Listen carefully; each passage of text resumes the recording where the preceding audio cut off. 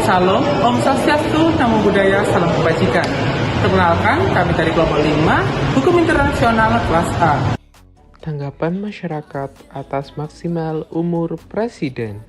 Assalamualaikum warahmatullahi wabarakatuh.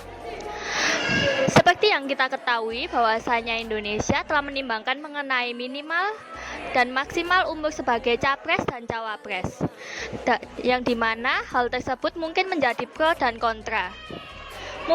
Akan tetapi apakah bisa menjadi batas usia umur tersebut dijadikan sebagai ius cogens dan kenapa alasannya? Baiklah, sebelumnya mengenalkan nama saya Cahyo dari Museum 10 November.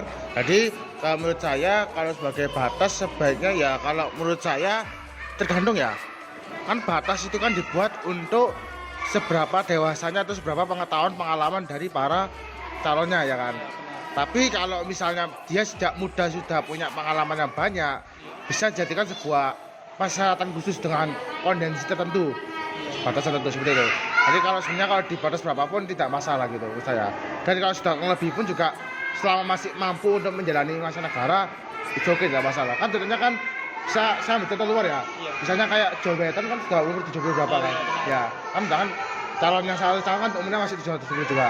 Jadi sebenarnya bagi saya tidak masalah gitu. Selama masih bisa kompeten dan bisa untuk lebih membuat Indonesia lebih baik lagi gitu. Terima kasih. Ya. Pengertian ius cogens. Dalam kesempatan pada kali ini saya akan menjelaskan tentang mengenai pengertian dalam ius cogens. Ius cogens merupakan asas dasar hukum dalam hukum internasional di mana ius cogens tersebut telah diakui oleh komunitas internasional yang dibuat untuk menjadi norma yang tidak boleh dilanggar dalam keadaan apapun. Dalam hal ini, ius cogens secara tidak langsung mengikat negara-negara tanpa melihat dan mempertimbangkan keikutsertaan negara tersebut dalam melakukan perjanjian di ius cogens tersebut. Hal ini dimaksudkan menjadi ius cogens menjadi untuk menjaga ketertiban dalam ius cogens tersebut dalam dimana menimbang tujuan awal dalam pembuatan ius cogens pada awal pembuatan norma ius cogens tersebut. Sifat ius cogens. Seperti yang kita ketahui bahwa hukum adalah peraturan yang bersifat memaksa. Namun, apakah ini berlaku untuk ius cogens? Contoh yang dapat kita ambil ialah penggunaan masker saat awal pandemi. WHO sudah menyarankan untuk beberapa negara menggunakan masker agar virus tidak menyebar dengan luas. Namun, beberapa negara belum mampu melaksanakan peraturan tersebut. Itu dikarenakan tidak ada virus yang terdeteksi masuk pada negaranya. Hal ini dapat mengakibatkan ius cogens tidak bersifat memaksa. Lalu pada saat pandemi sudah mulai mempuncaknya dan Amerika melakukan lockdown, semua negara secara universal telah memperebutkan masker hingga masker pada saat itu kritis. Hal ini dapat kita lihat bahwa ius cogens juga bersifat memaksa. Namun setelahnya pandemi mereda, WHO kembali menyarankan para masyarakat untuk sudah tidak menggunakan masker.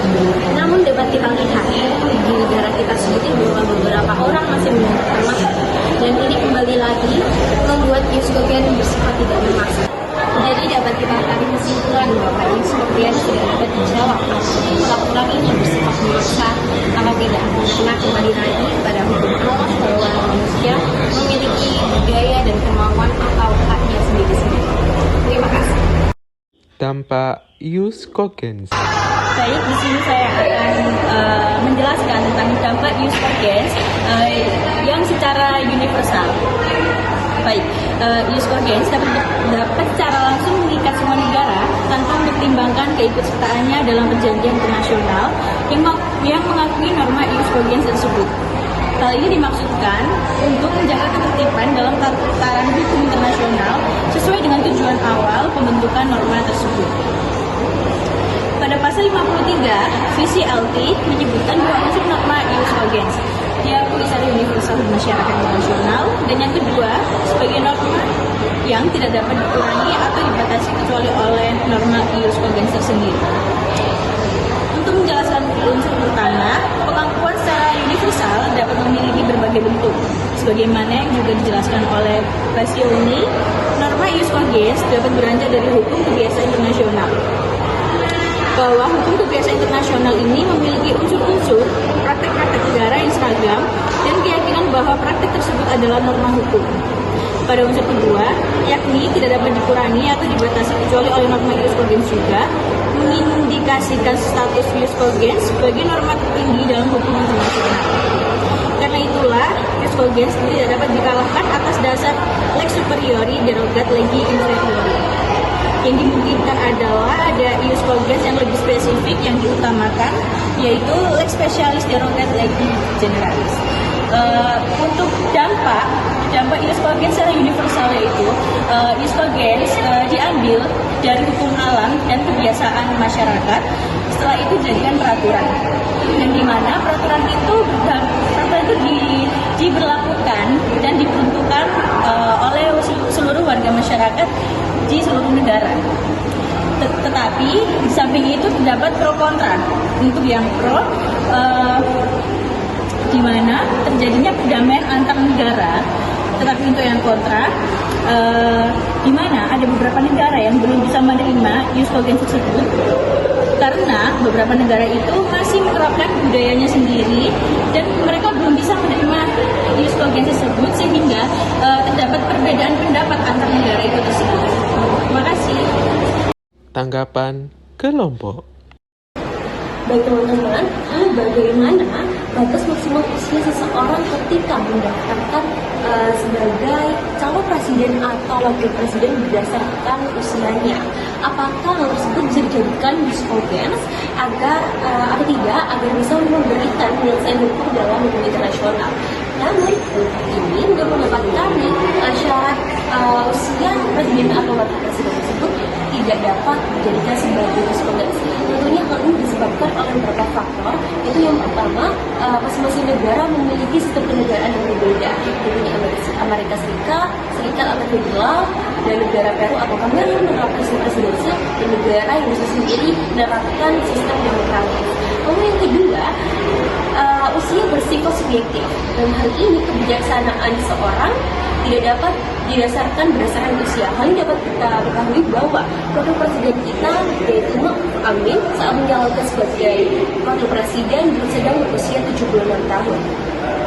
Lalu suatu norma juga tidak bisa semena-mena untuk dijadikan ius cogens seperti ini karena terdapat syarat-syarat tertentu. Yaitu yang pertama syarat double consent, dan yang kedua syarat universalitas. Syarat double consent tersendiri yaitu merupakan suatu norma dapat dikatakan sebagai ius cogens apabila norma tersebut telah diakui oleh negara-negara sebagai norma internasional yang bersifat umum dan memaksa. Lalu yang kedua, secara universalitas, bahwa suatu norma tersebut haruslah diakui dan diterima oleh masyarakat negara sebagai keseluruhan atau secara universal oleh semua negara tanpa terkecuali. Terima kasih atas perhatiannya.